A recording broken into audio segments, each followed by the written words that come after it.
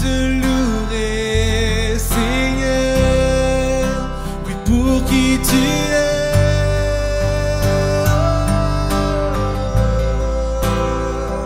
Oui, toute ma vie, je te louerai.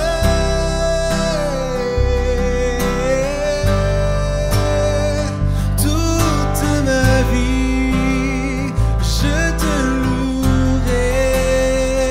Oui, toute ma vie, je te chanterai. Oui, toute ma vie, je te louerai. Oui, toute ma vie, je te chanterai. Oui, toute ma vie, je te louerai. Oui, toute ma vie, je te chanterai. Pour qui tu es, je lève ton saint nom. Pour qui tu es, je veux te donner la gloire.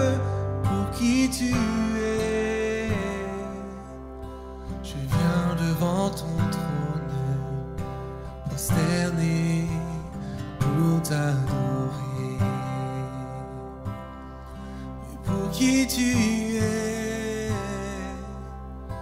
je viens devant ton trône. Oui, pour qui tu es, je veux te donner la gloire. Pour qui tu es, je viens devant ton trône, prosterné pour t'adorer.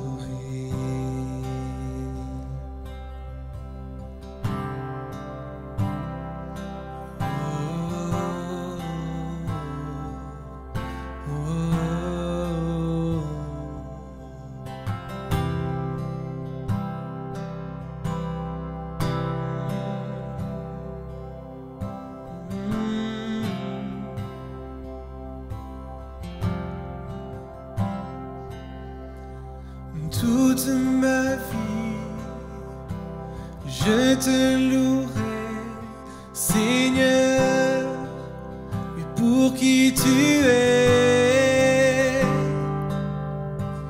Toute ma vie, je te louerai, Seigneur, pour qui tu es.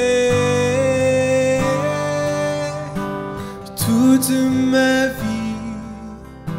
je te louerai, Seigneur, pour qui tu es. Toute ma vie, oh oui, je te louerai, Seigneur, oui, pour qui tu es.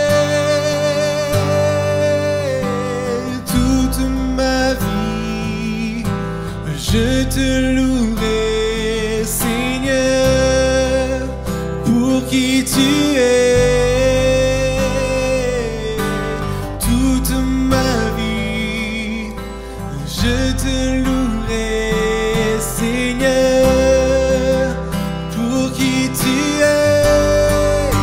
À toi j'ouvre mon cœur, Seigneur. À toi j'ouvre mon cœur à jamais. Fais ce que toi seul sais faire. Oui, Jésus, viens régner dans ma vie. À toi j'ouvre mon cœur, Seigneur.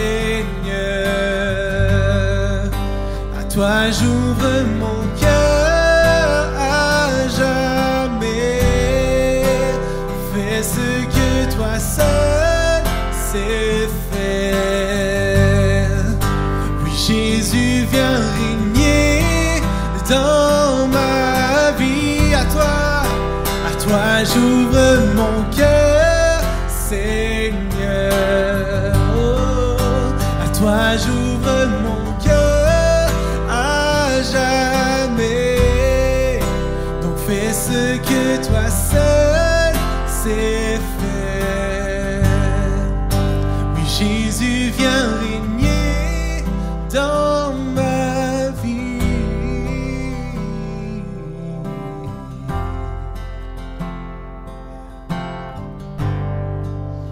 Oh, viens régner dans ma vie, Jésus. Oh, viens régner dans ma vie, Jésus. Oh, viens régner dans ma vie, Jésus.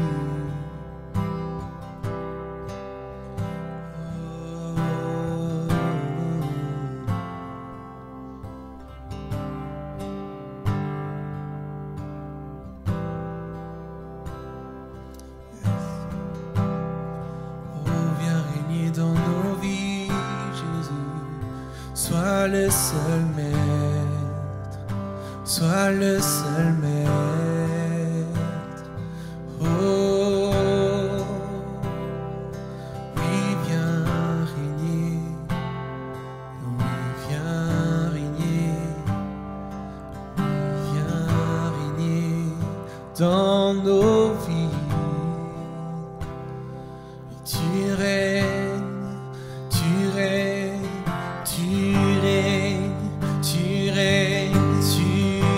Jésus, tu règnes. Oh, tu règnes dans nos vies. Toi, Jésus, Jésus.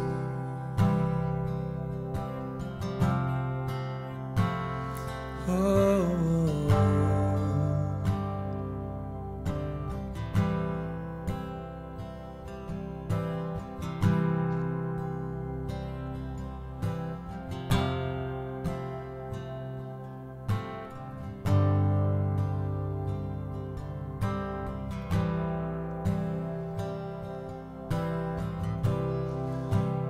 Prends mon âme, prends mon cœur, je te donne tout.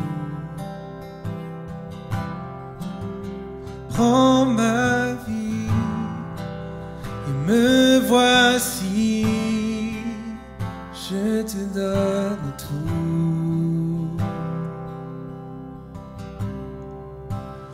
Prends mon âme, prends mon cœur, je te donne tout. C'est notre prière. Et prends ma vie, me voici, je te donne tout. Mon cœur est à toi, tout à toi. Prends mon âme, Seigneur, et prends mon âme, prends mon cœur, je te donne tout. Yeah. Et prends ma vie, me voici, je te donne tout.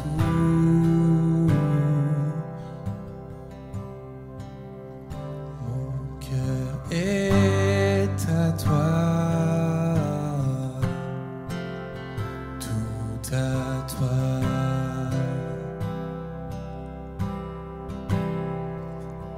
Mon cœur est à toi. À toi.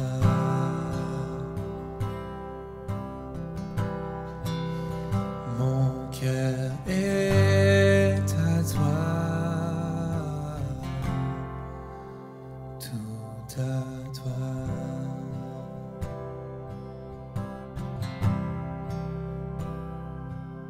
Alléluia, alléluia. Je te donne tout, Seigneur Dieu, je te donne tout. Nous voulons te donner tout. Nous voulons faire cette déclaration encore aujourd'hui, que nous te donnons tout. Notre âme, notre cœur, nos vies, notre temps, nos projets, notre plan, nos plans. Tout, Seigneur Jésus. Prends tout de nous. Et nous nous consacrons à toi. Nous voulons déclarer que nous sommes des sacrifices vivants pour toi, Éternel. Alléluia, c'est tellement bon d'être dans sa présence, tellement bon de pouvoir le célébrer, l'adorer, de pouvoir nous offrir encore ce matin, et de pouvoir le bénir, de pouvoir l'honorer pour qui il est. Alléluia. Alors qu'on continue dans notre temps, dans notre culte ce matin, qu'on puisse vraiment continuer dans cet esprit, dans cet état d'esprit-là. Vous savez, souvent je parle de cela, je le dis pour les gens de Oasis, on puisse continuer à pouvoir adorer Dieu. Il y a tellement de facettes, il y a tellement de manières à pouvoir adorer Dieu. On peut adorer Dieu à travers notre louange, à travers l'expression orale, à travers notre posture physique en levant nos mains. La Bible nous invite à pouvoir lever les mains vers lui, de pouvoir l'adorer, de pouvoir se prosterner devant lui. On peut l'adorer à travers l'expression de notre cœur, notre âme qui s'exprime devant Dieu. On peut l'adorer en communauté, en église, ensemble, de façon collective aussi. On voit l'assemblée se lève et adore Dieu. On peut l'adorer avec des mots en écriture, à travers notre art. On peut adorer à travers des dessins, certaines personnes qui le font à travers. Et on a tellement de facettes comme cela. Il y a une autre facette aussi dans laquelle aussi on nous invite à pouvoir adorer le Seigneur. C'est aussi à travers nos finances, à travers des dons, générosité. Et j'invite l'Assemblée à pouvoir aussi continuer à être fidèle à pouvoir dans son adoration à travers les dons et finances aussi. On est tellement envers Dieu. Pas pour dire on soutient une structure, mais on veut vraiment être des adorateurs de Dieu à travers nos finances. Et à pouvoir continuer à pouvoir être fidèle comme cela. Alléluia. J'ai quelques annonces à faire ce matin. Et avant de pouvoir passer au message, juste vous mentionner que la semaine prochaine, nous aurons notre culte commun avec l'Église Connexion. Donc, c'est une belle occasion. Ça va être toujours en ligne encore. Donc, nous aurons notre culte commun avec l'Église Connexion. Le pasteur Philippe va apporter le message semaine prochaine. Vous recevrez toutes les informations cette semaine sur notre page de Famille Oasis avec le lien aussi Zoom pour pouvoir se connecter. Donc, manquez pas cela. La semaine prochaine, on va être bénis ensemble. Le message va être certainement bon. Nous démarrons aussi, autre annonce importante, nous démarrons une nouvelle série de messages qui va durer du mois de janvier au mois d'avril. Une série qui s'intitule Introspection. Et ça va être plusieurs, j'ai vraiment hâte de pouvoir amener ces messages. C'est plusieurs messages amenés sur la forme de questions. Donc, des questions qui vont être des questions personnelles qu'on peut avoir, que nous-mêmes, nous pouvons nous poser, et des questions qui ont été aussi des questions qu'on retrouve dans la Bible, que Jésus soit à poser à des personnes, ou Dieu qui a posé des questions comme cela dans l'Ancien Testament à ses ouvriers. Donc, à ne vraiment pas manquer. On va explorer cela et on va vraiment entrer en profondeur dans ces messages-là. Je crois réellement que Dieu veut nous amener à pouvoir juste vivre un moment d'introspection, mais un moment aussi de rafraîchissement spirituel. Donc, on commence cette thématique-là sur le titre Introspection. Je crois qu'on va être vraiment bénis. Juste mentionner aussi que ce dimanche, je voulais faire un dimanche, si on était en présentiel, on aurait fait un dimanche spécial jeunesse, mais j'ai demandé à nos leaders jeunesse de pouvoir juste prendre un temps pour pouvoir juste partager leur cœur ce matin. Donc, je vais inviter l'Église à pouvoir garder à cœur la jeunesse, à pouvoir prier pour nos jeunes. Je crois que que la jeunesse n'est pas l'église de demain. La jeunesse est l'église d'aujourd'hui. Et il y a tellement une bénédiction à pouvoir investir dans ces jeunes-là. Et en tant que vieux et ancien pasteur jeunesse, j'aimerais qu'on puisse vraiment juste garder nos jeunes dans la prière, alors qu'ils vivent des moments assez particuliers, dans un contexte comme cela qui est relativement pas évident. On veut normalement être une église qui prend soin de nos jeunes, qui prions pour eux, qui intercédons pour eux. Et donc, sans plus tarder, je vais laisser la place à Abraham et Alexia pour pouvoir juste partager un petit peu leur cœur. Bonjour, Église Oasis. Bonjour. Donc, content de vous revoir. Donc, on se présente pour ceux qui ne nous connaissent pas. Donc, je m'appelle Abraham et mon épouse Alexia. Donc, on est en charge de la jeunesse depuis juin et officiellement depuis septembre qu'on a commencé à prendre en charge les jeunes. Donc, on voudrait vraiment prendre le temps aujourd'hui de vous présenter un peu ce qu'on fait à la jeunesse. Donc, un peu la structure qu'on a, le cœur qu'on a aussi pour les jeunes et puis aussi vous partager différents témoignages qu'on a vécus. Tout à fait. Fait que, nous, on a la chance, en fait, d'être avec vos ados là, officiellement depuis septembre, même si on a fait quelques activités ensemble cet été. Notre cœur, à Abraham puis moi, c'est vraiment que les ados, les jeunes puissent expérimenter la présence de Dieu. C'est quelque chose qui est fort dans notre vie personnelle, mais c'est aussi quelque chose qui est devenu extrêmement important quand on a entendu, on lisait un sondage américain qui disait que parmi tous les jeunes adultes qui finissent par sortir de l'Église, c'est 80% de ceux qui ont expérimenté Dieu qui reviennent à l'Église. Et puis, ça nous a montré l'importance de vivre quelque chose avec Dieu. Puis, dans nos vies personnelles, c'est la même chose. C'est ces événements-là où on a expérimenté Dieu d'une manière intense, d'une manière différente. C'est ça qui a changé nos vies. C'est ça qui change nos parcours. Puis c'est vraiment le cœur qu'on a pour les ados. Leur permettre d'avoir des moments où ils peuvent expérimenter Dieu. Puis c'est vraiment avec ce cœur-là qu'on va organiser nos messages, qu'on va organiser les réunions. Puis c'est vraiment toujours ce qui nous oriente. Fait que par rapport à l'organisation des réunions, je ne sais pas si tu veux en parler. Oui. Donc, un peu comment est-ce qu'on fonctionne au niveau de la structure. Donc, parce que les parents, vous venez le vendredi soir, vous laissez les ados, puis vous repartez. Donc, vous ne savez pas vraiment la structure, comment ça se passe. Donc, un peu comment ça se passe, c'est qu'on va commencer souvent par des jeux. Donc, une manière un peu de laisser aux ados le temps de souffler, s'amuser un petit peu, voir leurs amis, discuter, vraiment un temps relax et où ils peuvent vraiment avoir cette communion-là ensemble, surtout que ça fait longtemps qu'ils ne se sont pas vus aussi. Puis c'est aussi un temps dans lequel on a vu vraiment des belles amitiés se former. On a vu là, des jeunes qui ne se connaissaient pas devenir amis dans ces moments-là, puis on voit vraiment le temps de jeu là, comme un bon temps pour les jeunes, pour connecter, pour rire ensemble, pour faire un peu des folies.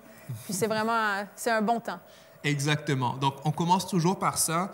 Et par la suite, on a le message. Donc, on envoie un message et on donne aussi des annonces s'il y a des projets spéciaux qui arrivent ou qu'on doit planifier. Mais majoritairement, c'est le message. Donc, on envoie un message qui va parler vraiment les différentes thématiques qu'on a eues. C'était en premier, c'était sur Jésus. Ouais. Qui est Jésus? C'était la première thématique. La deuxième thématique, c'était sur Dieu, donc Dieu le Père. Et par la suite, la prochaine thématique, c'est le Saint-Esprit. Donc, on a commencé un peu sur la Trinité et ça a super bien été. Et suite à ça, après les messages, ce qu'on fait, en fait, c'est qu'on prend un temps de prière, de parole pour les ados et un temps vraiment de connexion avec eux où est-ce qu'ils peuvent avoir une rencontre avec Dieu. Pas juste leur donner un message puis les laisser s'en aller comme ça. On veut vraiment que ceux qui ont quelque chose sur le cœur, qui ont ce désir-là de pouvoir passer plus de temps avec Dieu, leur donner l'opportunité de le rencontrer. Donc, ce qu'on fait, c'est qu'on dit... on dit à ce moment-là que les jeunes qui veulent rester peuvent rester. Parce que pour nous, la notion de choix est quand même très importante dans ces temps-là. Les jeunes qui ont envie de rester peuvent rester. Puis les jeunes qui ont envie de descendre et qui veulent peut-être plus chiller un petit peu, on leur laisse le choix aussi de descendre et de chiller. Donc, c'est souvent dans ces temps-là, dans ces moments-là, qu'on vit beaucoup de choses, de fois qu'on apprend par la suite, par les parents ou par d'autres personnes, qu'on entend des témoignages, ou même par les jeunes par la suite. Donc, je vais te laisser... Oui, on a quelques témoignages. En fait, pendant ces temps-là d'appel, là, Abraham puis moi, on s'assure que... Abraham va prier pour les gars, moi je vais prier pour les filles, puis on s'assure vraiment que les jeunes, il y a un temps, soit pour parler de ce qu'ils vivent, puis après ça, on prie sur ça, ou soit des fois, on leur donne des paroles de connaissance. Puis on a eu des super belles histoires. Moi, j'étais avec 2 jeunes filles, puis on a travaillé ensemble à essayer de sentir la présence de Dieu. Puis on a fait cet exercice-là ensemble. Elles avaient eu des semaines difficiles, elles avaient besoin de réconfort. Puis je me rappelle, je leur ai dit, mettez vos mains devant vous, puis on va prier, on va chercher à ressentir Saint-Esprit. Et puis, elles l'ont ressenti, puis elles étaient super excitées, elles étaient contentes. Elles sentaient que, wow, Dieu prend le temps pour me faire sentir sa présence. Dieu, parmi toutes les choses qu'il a à faire dans sa journée, Dieu a décidé de venir me voir moi, puis je voyais l'excitation dans leurs yeux. C'était magnifique. Puis la semaine, bien, le 2 semaines après, quand elles sont venues me revoir là, à La Réunion, elles me disaient « Ah, j'ai essayé de pratiquer chez moi, il y avait telle difficulté, etc. » Puis moi, je pouvais leur donner là, mes petits conseils de vie en même temps. Puis c'était vraiment un beau moment. Fait que ça, c'était un moment fort avec les filles. On a aussi des fois des parents qui viennent nous voir, qui nous disent « Hey, vous faites des messages, on fait des petits messages de 20 minutes. Là, le but, c'est juste de partager quelque chose sans perdre leur attention. » Puis les parents nous disent « Oui, on est dans l'auto après. » Puis ça suscite des conversations, ce dont vous avez parlé pendant les prêches. Puis on a des belles conversations avec nos ados. Donc, c'est aussi... ça, c'est quelque chose auquel on n'avait pas pensé puis qu'on trouve tellement extraordinaire aussi. Si on peut juste allumer des sujets de conversation que vous pouvez continuer à la maison avec vos jeunes, ça, on était extrêmement contents d'entendre ça aussi. Exactement, on entend vraiment des trucs très passionnants, des trucs vraiment touchants de la part des parents aussi qui réalisent, qui voient aussi des changements au niveau de leurs ados. Et ça vient vraiment nous impacter. Ça nous montre que Dieu agit encore, Dieu continue de toucher encore les jeunes, Dieu continue d'agir dans leur vie. Et il est encore là, il est encore là, il continue d'avoir cette action-là. Il les aime et il veut prendre soin d'eux de manière personnelle. Et je pense que les ados avaient besoin de ressentir ça. Et pour plusieurs, ça a été vraiment un souffle nouveau, un rafraîchissement. Donc, on a vraiment hâte de revoir les ados, de pouvoir leur parler, leur communiquer avec eux, de pouvoir... On a hâte, en fait, aux réunions en présentiel. En fait, c'est ça. Nous, c'est important. On réalise qu'on donne cette place-là à Dieu. Dieu, il vient à notre rencontre. On a ces temps-là avec les jeunes. On joue avec eux. Ils se font des amitiés. Quand on a fini la réunion en haut aussi, ceux qui descendent, ils peuvent avoir des bons temps ensemble. Puis on trouve que c'est ça la force des réunions jeunesse le vendredi soir. Fait que pour nous, en fait, c'est important de protéger ces moments-là. Puis c'est pour ça qu'on préfère attendre que les réunions soient en présentiel pour pouvoir reprendre la jeunesse, puis revoir ces moments-là, puis que ce ne soit pas forcément en Zoom après que vos jeunes aient passé la semaine dessus, par exemple. Donc, c'est vraiment ça. C'est ce qu'on voulait vous prendre le temps de vous partager aussi. On a eu aussi plusieurs feedbacks des différents parents qui ont vu ces changements-là avec leurs jeunes. Ouais. Et ça, c'est vraiment venu beaucoup nous toucher. Puis comme on dit, nous, on fait juste le naturel et Dieu fait le surnaturel. Exact. Donc, on réalise qu'il y a beaucoup de choses auxquelles on ne s'attendait pas. Des fois, c'était juste des petites prières qu'on faisait de quelques minutes et on réalisait par la suite l'impact que ça avait. Donc, on veut aussi vous prendre le temps de vous remercier, les parents. Vous prenez le temps de venir chaque vendredi, laissez vos jeunes. Ça prend du temps, c'est de la route. Il y en a qui habitent très loin. Il y en a qui sont plus proches, là, mais il y en a aussi qui sont très loin, qui viennent déposer les jeunes. Et puis, on veut vraiment prendre le temps de vous remercier. On veut remercier aussi les différentes personnes, les différents leaders aussi, du côté de Connexion aussi, qui prennent le temps de vraiment faire le lift à chacun des jeunes aussi pour les amener à la jeunesse. Ça vient vraiment nous aider. Donc, vraiment, merci. Merci à vous. Merci aux parents. Et puis... Merci aussi à tous les gens qui nous aident. C'est nous qui sommes là présentement, mais ça ne serait pas possible de faire ce qu'on fait s'il n'y avait pas Mathieu, qui était tous les vendredis avec nous, qui s'occupe de faire plein de tâches on the side, là, quand on lui écrit mercredi en panique parce que nous, on n'a pas eu le temps de le faire. Il y a Yannick aussi qui est toujours fidèle, toujours présent, qui arrive avec des idées puis des moyens de les mettre en place, puis on apprécie tellement ça. On a aussi André, Riendo qui vient nous aider, qui connecte tellement bien avec les jeunes. C'est le papa cool qu'on aspire à être, je pense. Puis on a aussi Céline qui nous aide. On a Tim aussi. Tim qui est venu même prêcher avec les ados, qui connecte, qui s'occupe souvent des jeux aussi. On est vraiment une équipe qui fonctionne extrêmement bien ensemble parce que tout le monde a des forces. Puis, ça ne serait pas possible de faire ça sans eux. Puis, c'est vraiment important pour nous de le souligner. Oui, donc vraiment merci à chacun d'entre vous. Donc c'était vraiment le message un peu qu'on voulait vous envoyer, qu'on voulait vous dire qu'on est encore là, qu'on va bien aussi. Et donc merci vraiment à vous de nous faire confiance avec vos jeunes aussi. Donc on veut vraiment prendre le temps aussi de juste vous dire merci. Donc soyez bénis et on a hâte que ça reprenne. À bientôt. À bientôt. Ah, wow! Et merci à Abraham et Alexia pour ce temps-là juste de partage. J'aimerais qu'on puisse vraiment, si vous avez votre plateforme, votre iPad, iPhone et consorts, ou votre Bible papier, j'aimerais qu'on puisse prendre la parole de Dieu. On va en plonger dans notre message ce matin. Alors, on rentre dans une nouvelle thématique. La thématique s'intitule « Introspection ».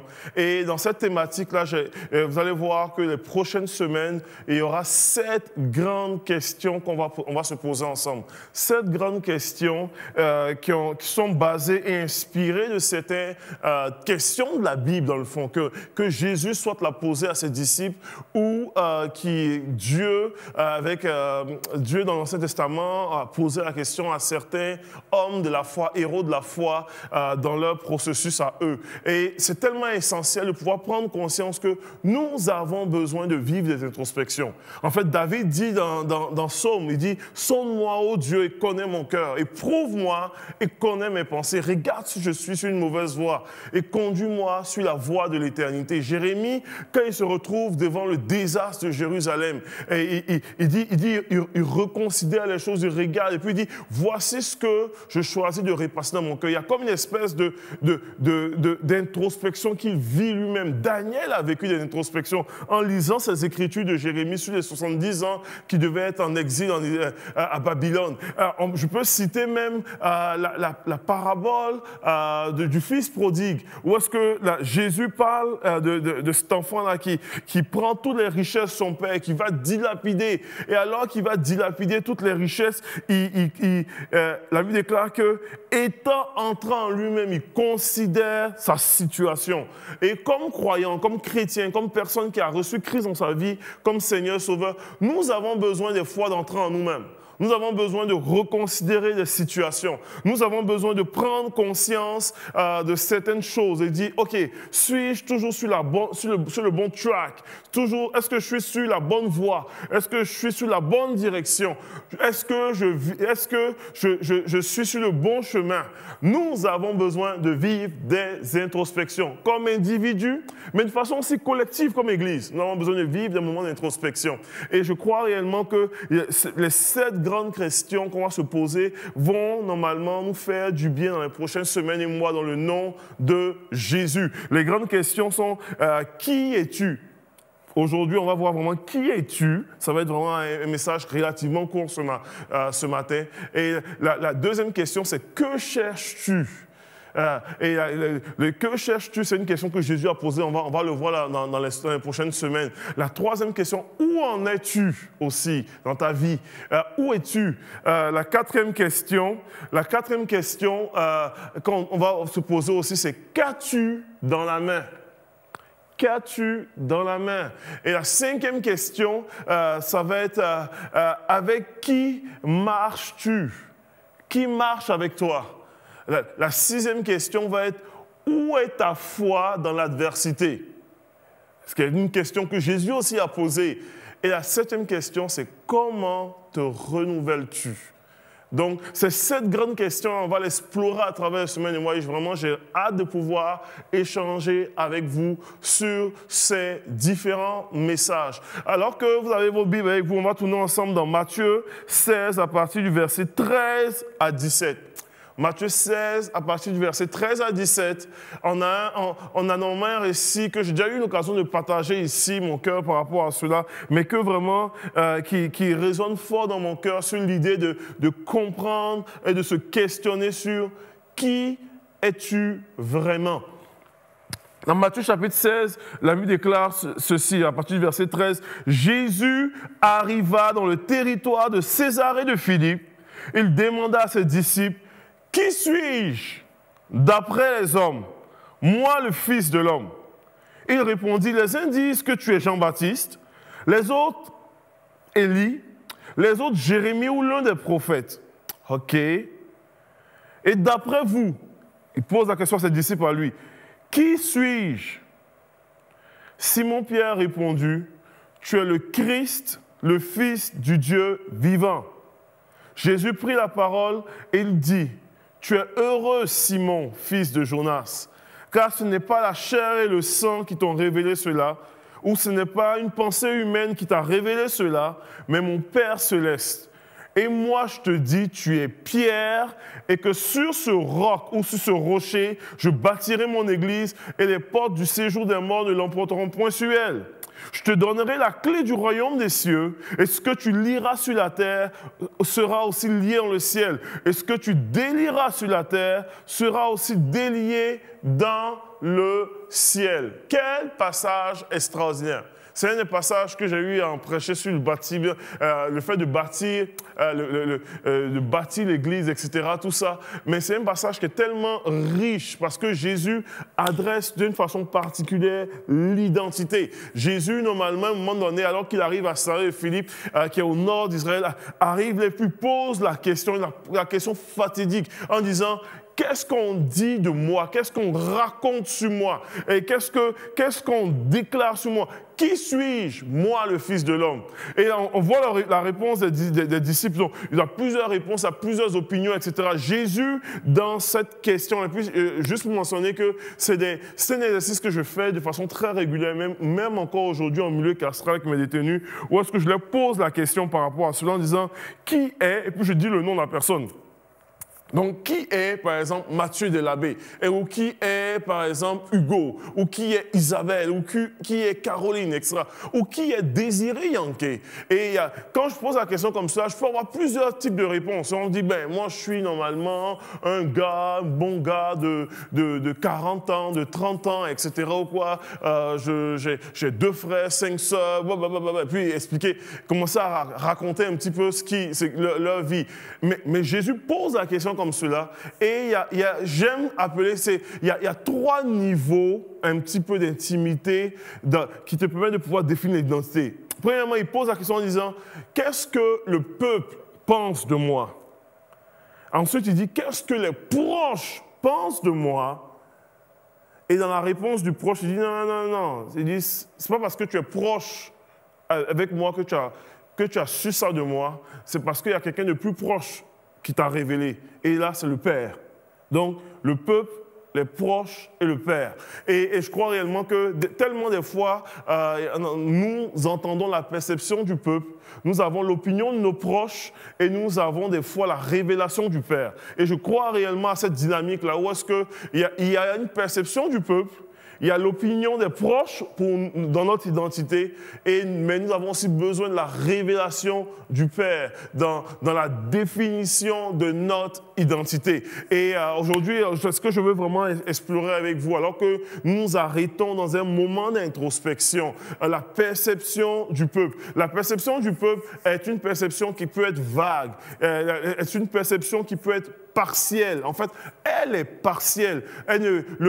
La société ne te connaît pas dans ton ensemble. Lorsque je parle avec mes détenus, souvent, normalement, on les reconnaît par rapport à leur actions criminelles qu'ils ont commis. Donc, on va dire, mais lui, c'est normalement telle personne, c'est un narcotrafiquant, c'est un ceci, c'est ce que la société, il a aussi fait là, mais c'est ce que la société connaît de lui, c'est ce qui est nommé, c'est ce qui est présenté dans les journaux, c'est ce qui est déclaré, c'est ce qui...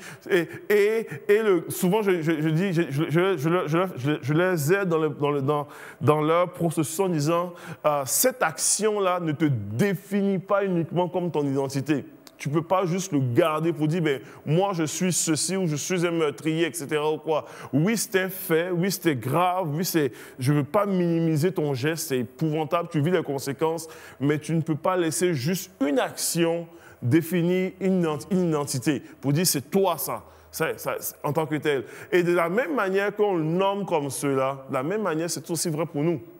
Comprenez-vous un petit peu? J'espère que vous me suivez un petit peu dans cela. Il y a une perception du peuple qui est réelle. Il y a une perception du peuple qui est partielle. Il y a une perception du peuple qui est partiale aussi, qui va vers une partie. Il y a une perception du peuple qui est amplifiée. Et il y a une perception du peuple qui est incomplète. Donc, il y a 4 caractéristiques au niveau de la perception, au niveau du peuple en tant que tel. Donc, partielle, amplifiée et incomplète. Donc, il y a tellement souvent, normalement, on peut, et puis je ne veux pas lancer des boulets rouges sur les réseaux sociaux. En fait, je pense que les réseaux sociaux sont des excellents outils de communication.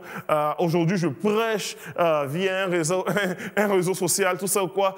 Donc, ça peut être extrêmement intéressant et pratique, mais en même temps que ça peut être extrêmement pertinent et intéressant. Et puis je crois réellement que si l'apôtre Paul avait vécu en 2022, il aurait été un des gros abonnés sur les réseaux sociaux pour prêcher le plus l'évangile ou un des gros influenceurs, whatever. En même temps que ça, c'est tout aussi vrai.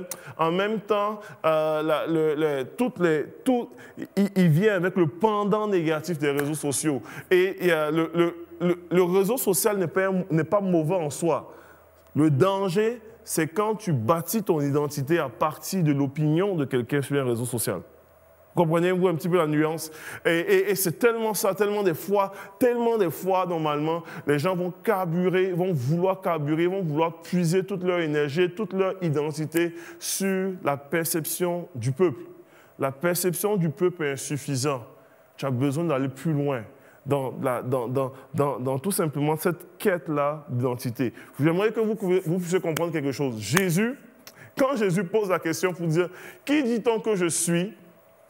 Il n'est pas en train de dire « Écoutez-moi, je suis en quête d'identité, je ne sais pas trop qui je suis, puis je suis en crise d'identité, etc. » ou quoi. Il dit en fait, il veut avoir une opinion. Il dit « Qui dit-on que je suis? Moi, le Fils de l'homme. » Donc, lui-même savait très bien il était qui. Puis lui-même, il dit « Moi, le Fils de l'homme. » En fait, implicitement, il donne la réponse quasiment en posant la question « Qui dit-on que je suis ?»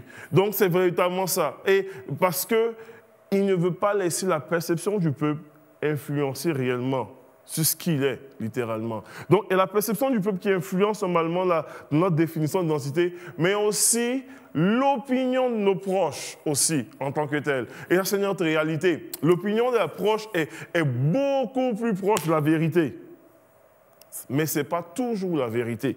Comprenez-moi un petit peu? Donc, l'opinion des proches, normalement, ils nous connaissent et de façon plus large que le peuple, que la société, que les gens en tant que tels. Les proches, ils vivent proches de nous. Si je dois poser la question en disant, et puis peut-être tu peux regarder, et puis je vais vous inviter, ceux qui écoutent le message, à faire l'exercice pour dire, bon, qu'est-ce que la société pense de moi? Puis, vous pouvez répondre à ça à travers vos trucs ou quoi. Ensuite, ou qu'est-ce que les gens sur les réseaux sociaux pensent de moi? Peut-être qu'il y a ceux qui ne sont pas sur les réseaux sociaux. Ou qu'est-ce que les gens de loin, mes collègues, etc., ils pensent de moi? Ensuite, faire l'exercice en disant, OK, maintenant, qu'est-ce que mon épouse ou mon époux, ma conjointe, qu'est-ce que mes enfants disent de moi? S'ils doivent parler par rapport à moi, qu'est-ce qu'ils diront de moi en tant que tel? Qu'est-ce qu'ils diront sur ce que je suis, etc. Et c'est un exercice à faire. Et Jésus fait cet exercice-là en disant, OK, fine, voici ce que la société pense de moi, mais vous, mes proches, vous, mes apôtres, vous, mes disciples, qui marchez avec moi depuis un certain temps, vous que j'appelle amis, selon Jean chapitre 15, il dit, je ne vous appelle plus serviteurs, je vous appelle des amis, parce que je vous ai fait connaître, mon Père, etc., tout ça. Donc, il dit, vous, mes amis, qu'est-ce que vous pensez de moi? Et c'est un exercice qu'on a besoin de faire dans un contexte d'introspection pour dire, qu'est-ce qu'ils diront de moi, littéralement? Puis là, l'apôtre Pierre va donner une réponse. Puis la réponse de Pierre est particulière. La réponse de Pierre dans le passage dit, écoute, je pense que tu es le Christ, le Fils du Dieu vivant, à Jésus. Et alors que Pierre répond comme cela, Jésus dit, hey, attends. Cette réponse-là, ce n'est pas parce que tu es proche de moi que tu sais ça. En fait, tu peux me côtoyer, mais ce n'est pas parce que tu m'as côtoyé que tu sais ça. Ce n'est pas parce que tu es mon ami que tu sais ça. Ce n'est pas parce que tu es proche de moi que tu sais ça. En fait, ce que Jésus est en train de dire, il dit que il est en train de faire comprendre que l'opinion des proches, normalement, peut être proche de la vérité, peut normalement avoir un sens plus élargi. En fait, tes proches, mon épouse connaît très bien mes défauts. Mes enfants sont les champions, toutes catégories, de pouvoir nommer clairement mes défauts, mes trucs, etc. Ou quoi. Ils savent exactement mes bons coups, mes mauvais coups, etc.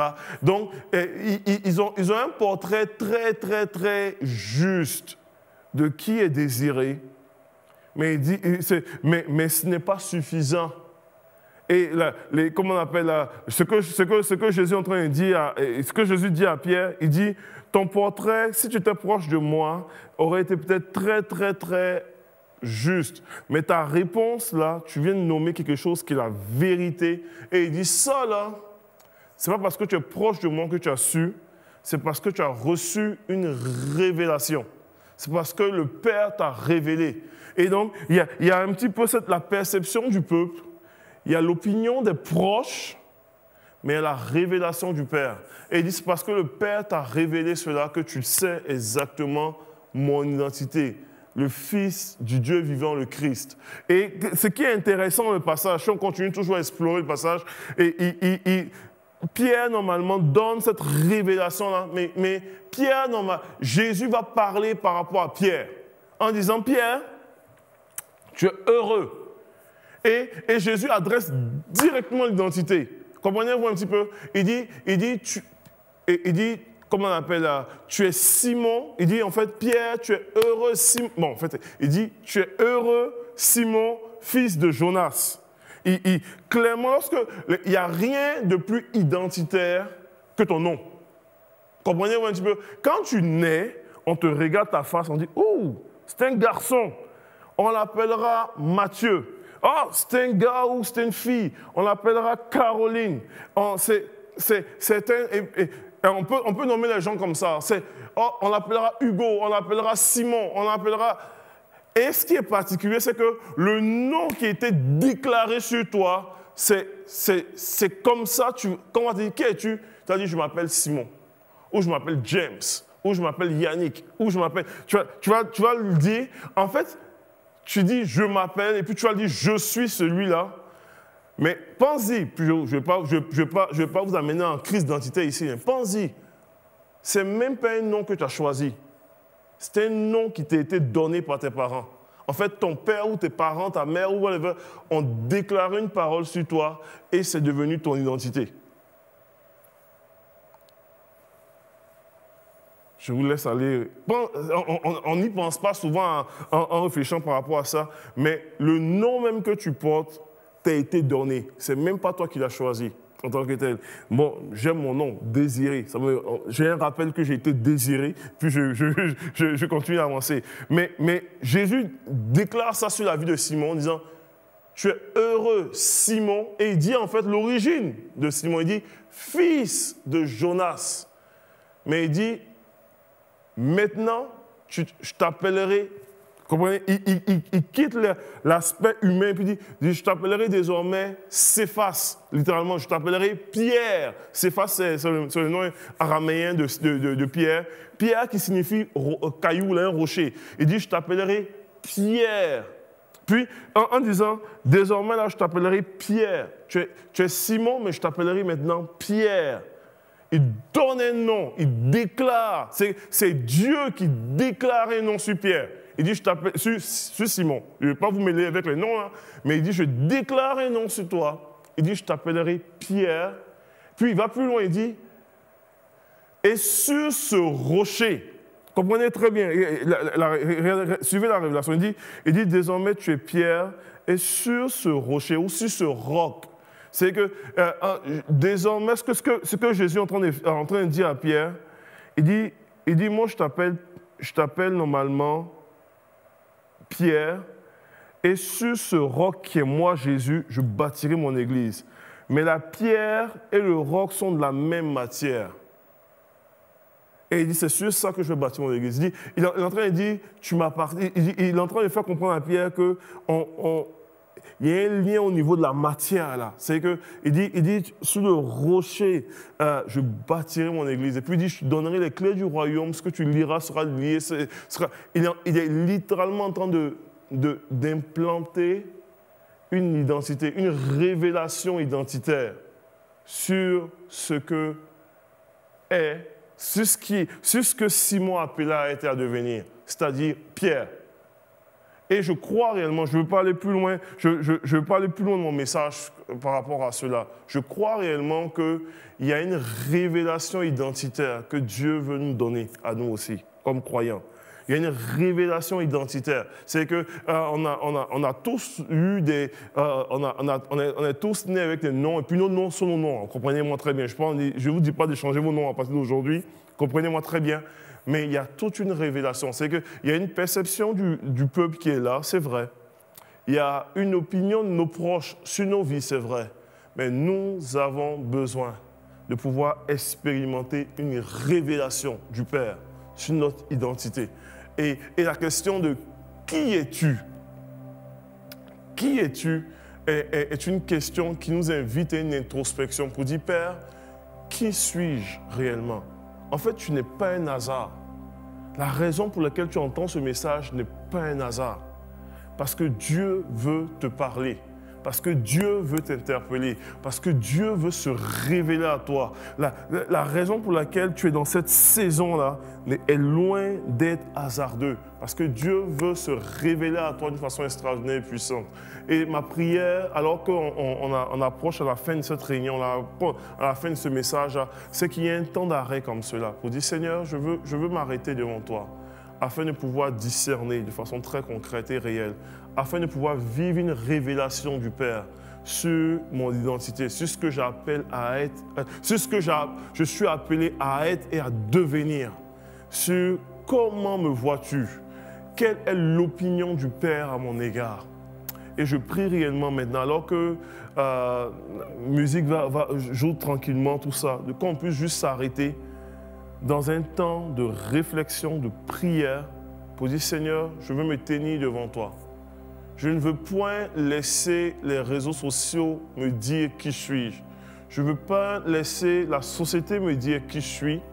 Je ne veux point laisser le peuple me dire qui je suis. Je ne veux point laisser différentes opinions me dire qui je suis. Mais je veux que mon Père me révèle qui suis-je réellement. Et que je puisse embrasser vraiment ce à quoi il m'appelle à être et à devenir. La Bible déclare que Simon était pécheur. Christ l'a appelé à devenir un pécheur d'hommes. Simon, son nom signifie, c'est un très beau nom, Simon signifie Dieu a exaucé. Puis Christ lui dit, oui, c'est super, tu es heureux Simon, mais je t'appelle à être normalement une pierre, un rocher, à être une pierre. Et à vraiment participer à l'édifice que je suis en train de bâtir, qu'est l'église de Jésus, mon église. Je crois réellement que le Seigneur est en train de faire une œuvre dans nos cœurs et nos vies. Père, je te remercie pour ton peuple. Et je prie alors que nous sommes arrêtés dans cette dynamique d'introspection, que les gens découvrent d'une façon extraordinaire leur identité en toi, qu'ils te découvrent davantage, qu'ils t'expérimentent, qu'ils te touchent, et qu'ils rentrent dans une nouvelle saison dans leur vie et dans leur cœur au nom de Jésus. Arrose leur vie d'une façon puissante, d'une façon tangible, d'une façon extraordinaire. Seigneur, qu'il y ait, Seigneur Dieu, des vaillants héros, des héroïnes qui se lèvent, Seigneur Dieu, remplis de la puissance du Saint-Esprit, qui découvrent leur pleine identité en toi et qui font la différence dans le milieu où est-ce que tu les as plantés. Au nom de Jésus-Christ de Nazareth, planète. Merci de les rencontrer, de les bénir, de les arroser, de te révéler, de les visiter. Et on déclare des révélations fraîches et nouvelles au nom de Jésus. Et que tout le monde dise un grand et fort Amen et Amen et Amen. Alléluia. Vraiment, c'est tellement bon d'être dans la présence de Dieu. S'il y a des gens qui ont... Je ne veux pas quitter ce lieu en encourageant. Parce que des gens qui ont besoin de prière. Si vous avez besoin de prière, vous avez des sujets de prière spécifiques. Il y aura un lien Zoom qui va être juste en dessous de cette vidéo-là, que vous allez pouvoir vous connecter. On va être là, on va être disponible. On veut prier pour vous en privé si vous avez des besoins de prière. Et on veut normalement être là pour l'Église de Jésus. Donc, n'hésitez pas à vous connecter et n'hésitez pas à prendre ce temps-là. On va vraiment connecter ensemble dans la présence de Dieu et puis échanger même aussi fraternellement. Donc, soyez bénis. On vous aime très fort. Bonne semaine à tous et à toutes. Et puis, à très bientôt. Soyez bénis.